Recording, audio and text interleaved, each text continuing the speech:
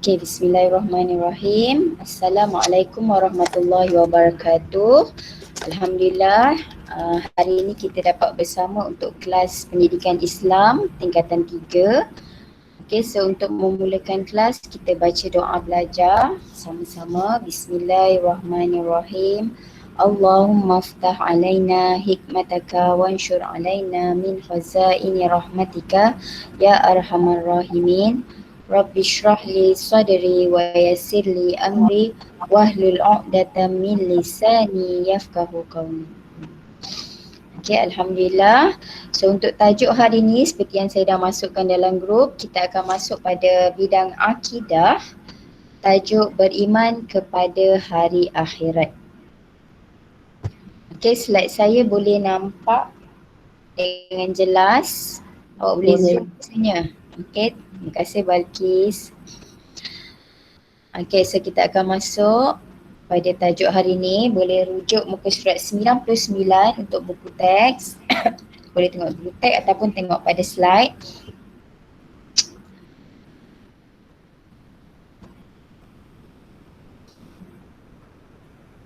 Okay, yang pertama kita tengok objektif pembelajaran kita pada hari ini. Yang pertama, menyatakan 3 perkara berkaitan hari akhirat.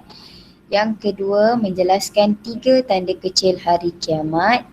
Yang ketiga, menyenaraikan 3 kesan beriman kepada hari akhirat. Yang keempat, menyatakan maksud beriman kepada hari akhirat. Yang kelima, menyenaraikan 2 nama lain hari akhirat. Okey, so ini adalah objektif pembelajaran kita pada hari ini, insya-Allah. Okey, seterusnya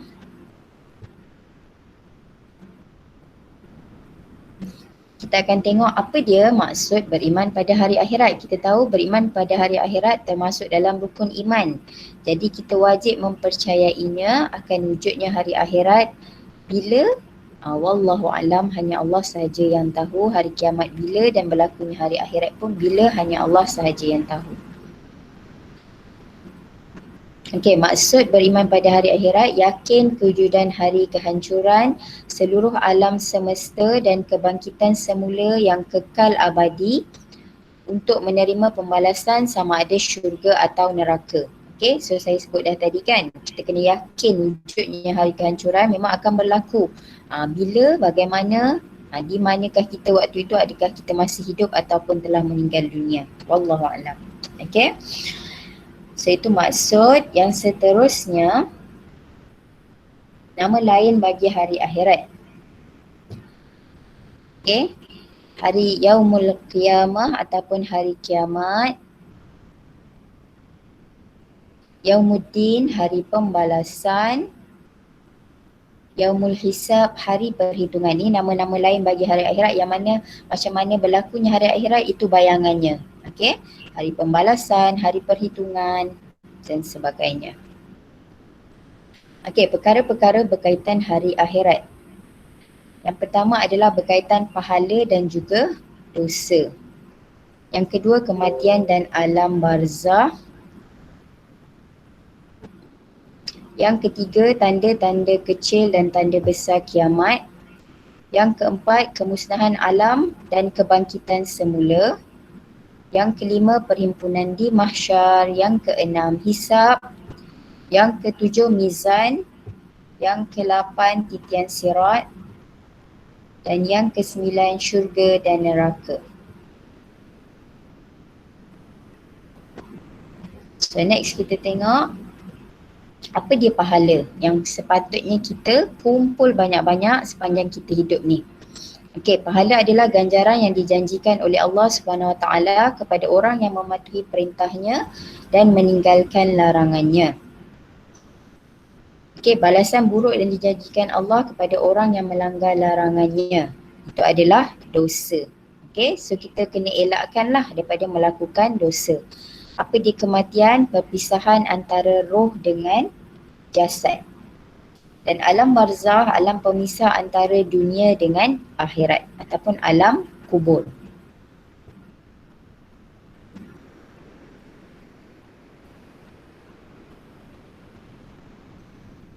Okey, so akan berlaku kemusnahan alam. Kalau sekarang kita tengok memang dah ada yang musnah, berlaku tanah runtuh dan sebagainya. Tapi di sini berlaku kemusnahan seluruh alam, seluruh dunia, kemusnahan seluruh ciptaan Allah Subhanahu Wa Taala yang terdiri daripada langit dan bumi, termasuklah semua makhluk yang menghuninya. Okey, ini akan berlaku ya, langit runtuh, bumi semua akan terbongkar keluarlah isinya. Okey, kebangkitan semula. Kehidupan semula makhluk yang telah mati apabila ditiup sangkakala kali kedua oleh malaikat Israfil. Okey, kalau kali pertama malaikat Israfil tiup sangkakala menandakan hari kiamat. Yang ni sangkakala ditiup pada kali kedua menandakan kebangkitan semula. Okey, dibangkitkan semula kita di padang mahsyar. Okey, next. Mahsyar adalah, apa dia mahsyar? Tempat perhimpunan semua makhluk yang dihidupkan semula dan dibangkitkan daripada kubur mereka. Okey, mahsyar ni tempat perhimpunan semua makhluk daripada zaman Nabi Adam sampai Nabi Muhammad lah. Okey, yang seterusnya hisab, perbicaraan terhadap amalan manusia setelah menerima buku catatan amalan sama ada daripada sebelah kanan atau kiri mengikut amalan masing-masing. Kalau amalan baik kita banyak, kita akan menerima buku kita daripada sebelah kanan. Tapi kalau kita terima daripada sebelah kiri bermakna dosa kita sangat banyak semasa di dunia. Na'udzubillah ya, so kumpullah pahala banyak-banyak.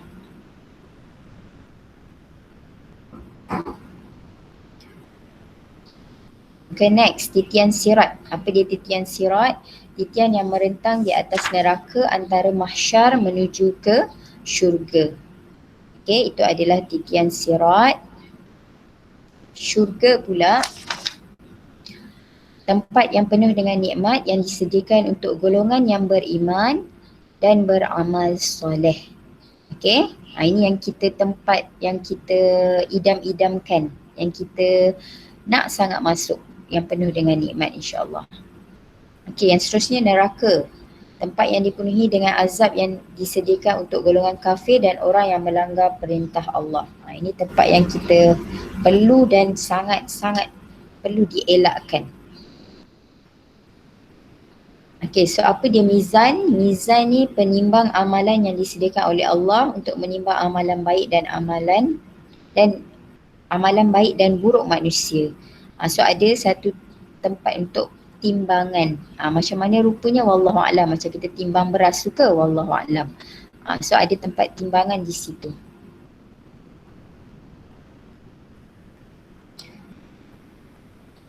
Okay, next kita tengok tanda-tanda kecil kiamat. Yang pertama, banyak dibina bangunan pencakar langit. Memang dah adalah tanda-tanda tersebut sekarang. Banyak negara berlumba-lumba membina bangunan. Siapa bangunan paling tinggi di negara mereka? Okay. Yang kedua, tersebarnya perzinaan dan arak. Arak boleh minum di mana-mana. Orang Islam minum arak dan sebagainya. Yang ketiga, kurang bilangan para ulama. Okay, itu tanda kecil yang ketiga. Yang keempat, negara Arab dipenuhi sungai dan taman yang menghijau.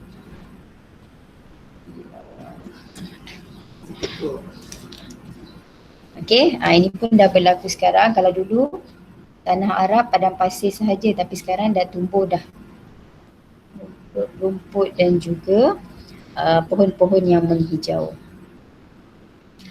Okay, banyak berlaku peperangan seperti yang berlaku sekarang pun di Palestin. Apa yang berlaku, so kita doakan yang baik-baik untuk mereka insya-Allah. Yang seterusnya, amanah dihianati. Maksudnya apa sahaja ataupun apa yang orang amanahkan pada kita, kita tak tunaikan. Itu pun dah berlaku sekarang. Mungkin para pemimpin, mungkin siapa-siapa sajalah. Orang jahil dilantik menjadi pemimpin. Maksudnya orang yang tidak mahir dalam bidang tersebut tapi dilantik menjadi pemimpin dalam bidang tersebut. Itu juga telah berlaku. Okey, kesan beriman kepada hari akhirat dari segi akidah akan segera bertaubat setelah melakukan maksiat supaya dapat mengelakkan diri daripada api neraka. Seterusnya akan segera bertaubat setelah melakukan maksiat supaya dapat mengelakkan diri. Ini sama juga. Dari segi ibadah, sentiasa memperbanyakkan amalan soleh kerana yakin Allah SWT akan menghitung amalan manusia. Yang kedua, mematuhi syariat Islam dalam semua bidang kehidupan.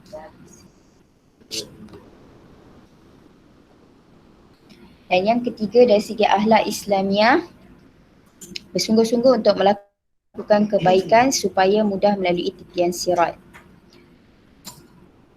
Dan sanggup berkorban masa, harta dan jiwa supaya dapat menerima suratan amalan dengan tangan kanan.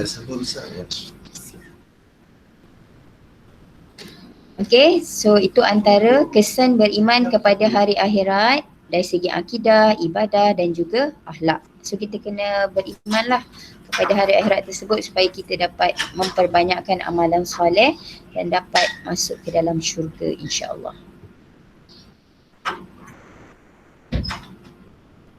Okey, so selesai di situ. Cuma sedikit tambahan daripada saya sebelum saya minta menjawab beberapa persoalan. Okey, ada tambahan sedikit, sekejap ya.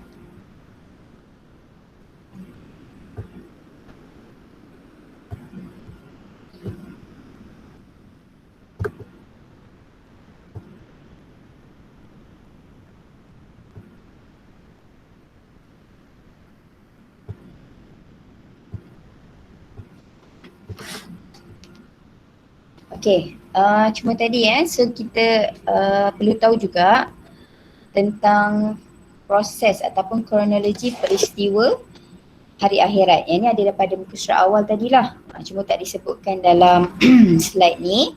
So yang pertama, amalan manusia melibatkan dosa dan pahala. Ini masa kita di dunia. Okey, dan di situ, itu yang pertama. Yang kedua, berlakunya kematian ataupun alam barzah. Yang ketiga, tiupan sangkakala, yakni pada hari kiamat. Yang keempat, kemusnahan alam. Yang kelima, kebangkitan semula manusia.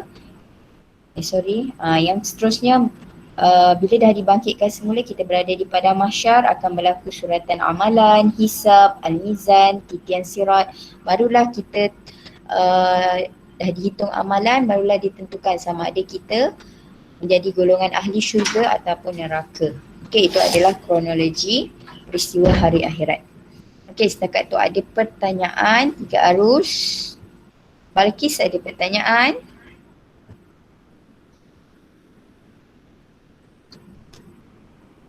Balkis ada? Allah, sekejap.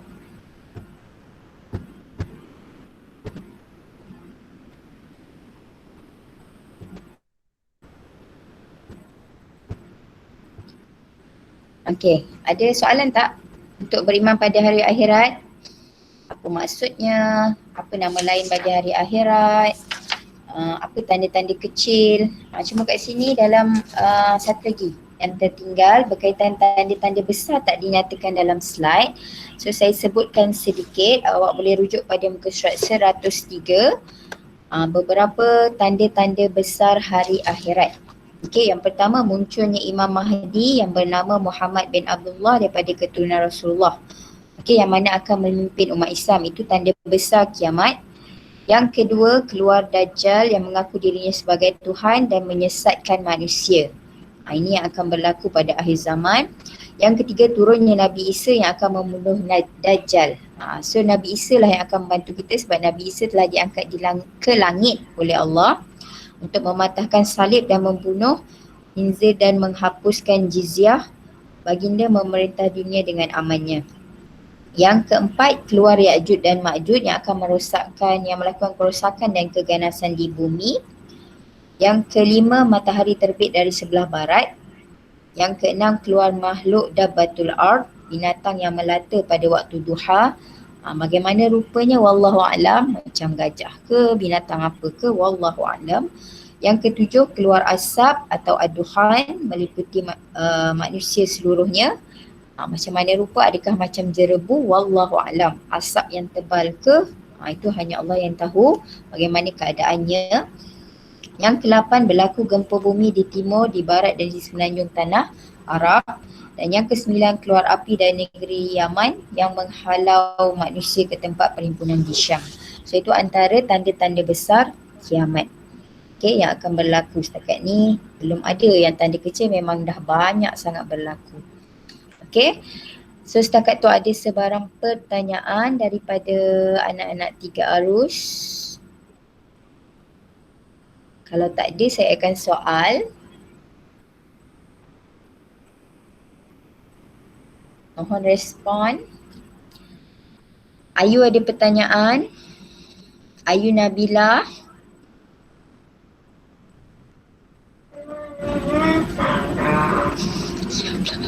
Ayu Nabila ada?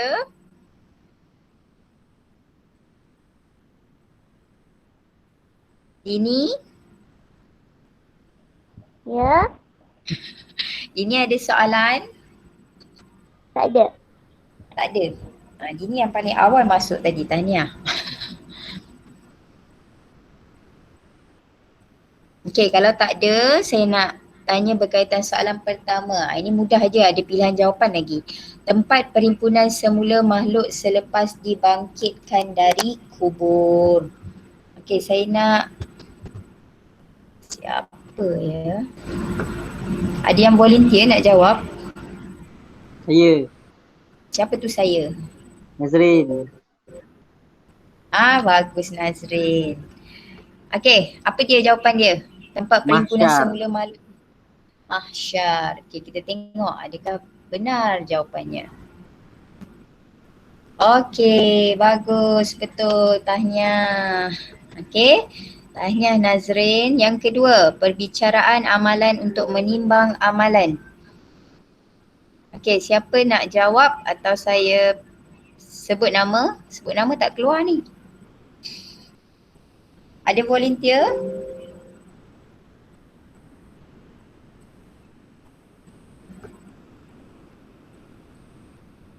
Volunteer ada nak jawab soalan yang kedua. Siapa? Umaira. Umaira nak jawab. Okey, apa jawapan dia? Jawapan nombor 2 hisap. Perbicaraan amalan untuk menimbang perbicaraan amalan untuk menimbang amalan. Apa jawapannya?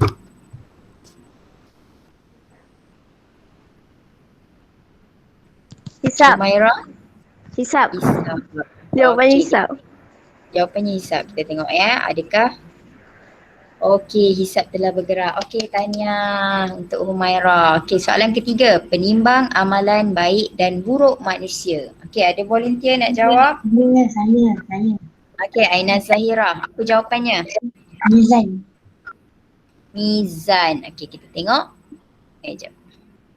Okey, good. Tahniah untuk Aina Zahira. Tepat sekali. Dan soalan yang keempat.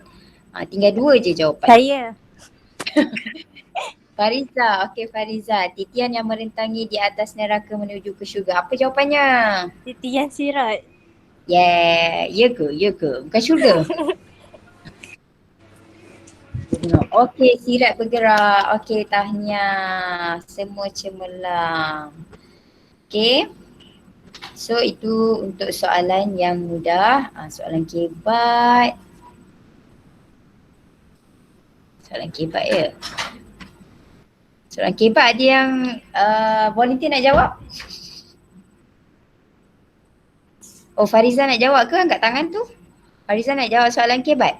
Oh, dia turun tangan. Tak, saya terlupa nak off. Ingat angkat tangan. Ingat angkat tangan terus. Okey. Okey ni, syurga ialah, ini try lah. Try. Syurga ialah tempat yang penuh dengan nikmat yang disediakan untuk golongan yang beriman dan beramal soleh. Ini kita tahu kan, syurga memang tempat orang-orang baik, orang yang selalu beramal soleh. Pada pendapat anda, apakah hikmah Allah mengadakan syurga? Jelaskan. Dia naik kening tu orang tu. Ustazah tak boleh buat pula. Okey. Apakah hikmah Allah mengadakan syurga? Kalau jawapan kebat dia kena ada isi, huraian lengkap, kesimpulan. Anybody want to try? Kalau tak dapat 4 markah, 3 pun jadilah untuk yang spontan ni kan. Dia tak fikir lama. Sekurang-kurangnya. Ke ada 2 markah, kita terima juga. Tapi dalam periksa tak boleh lah. Ni untuk secara spontan. Apa hikmah Allah mengadakan syurga? Kenapa Allah adakan syurga? Okay, Aina Zahira nak cuba?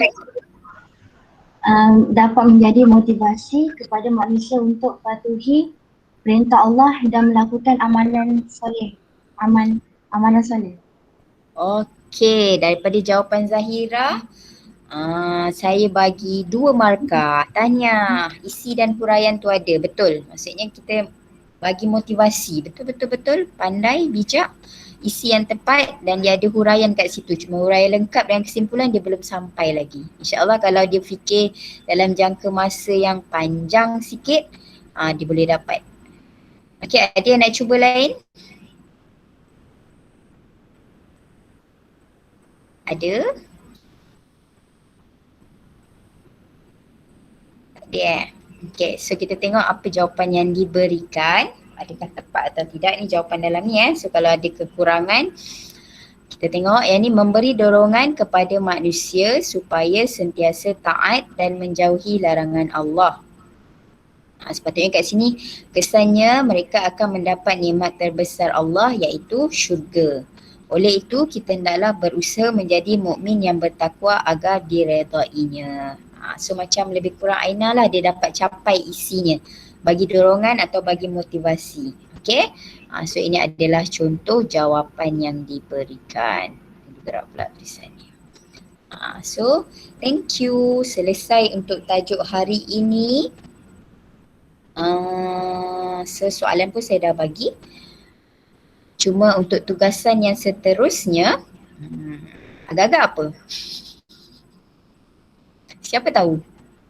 Salin nota. Salin nota. Bijak. 10 soalan. Alamak, sangat bijak semuanya. Okay, so next, kalau tak sempat sebab kita peringkat Islam rasanya masanya agak banyak juga dalam seminggu ni kan. Tak apa, awak buatlah pelan-pelan, janji siap dan hantar. Cuma hari ni, okay, so saya akan send dulu ni saya akan send dulu yang Google Meet punya link. Hampir-hampir terlupa dah ni. Okay, saya send dulu sebelum saya terus terlupa. Sebab awak kena isi dulu untuk Kazak, saya rekodkan. Ya?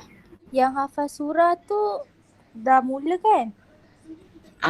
Itu yang hari Khamis, hari Jumaat Jumaat sebelum cuti raya hari tu kan.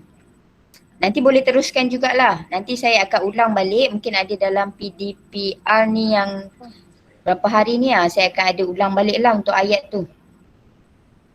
Sekejap ya, saya hantar link, takut salah link, banyak sangat link ni.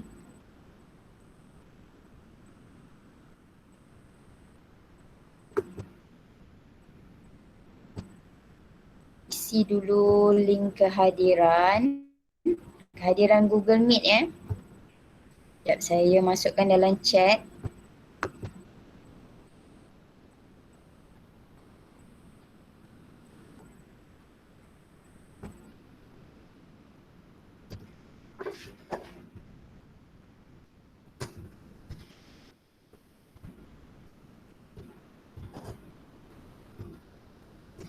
Okay, saya dah masukkan link, so boleh cuba buka. Tapi sebelum tu, sebelum awak hilang daripada radar, jadi kita ambil gambar dulu. Buka kamera semua.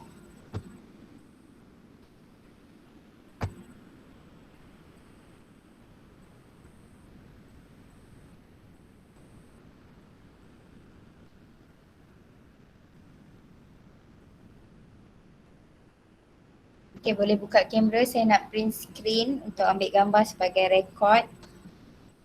Malu. Alah, sama je kan? Ke dah bertukar rupa jadi lain pula ke? Saya jadi Korea. Allahu Akbar.